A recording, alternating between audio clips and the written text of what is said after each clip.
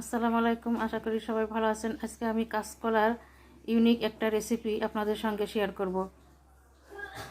অনেকেই আছেন কাঁচকলা খেতে চান না বা কাঁচকলার ভর্তা খেতে চান না। আমি ইউনিক স্টাইলে আজকে কাঁচকলা ভর্তা রেসিপি শেয়ার করব, যা ছোট বড় সবাই আঙুল চেটে পুটে খাবে।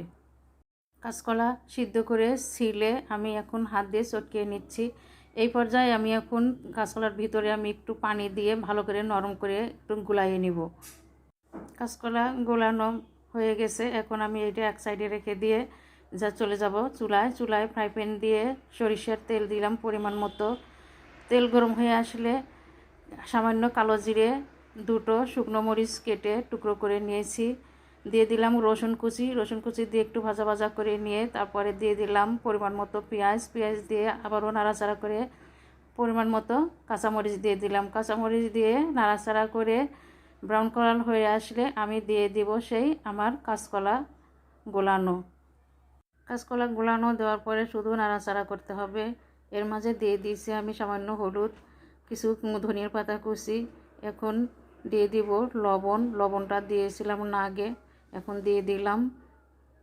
নাড়াচাড়া করতে করতে যখন আঠালো ভাব হয়ে আসবে বুঝবেন এটা হয়ে গেছে। এই কাঁচকলার ভর্তা সাধারণ ভর্তা ঠান্ডা হয়ে গেলে সেটা আর খেতে ভালো লাগে না, এটা আর শক্ত হবে না।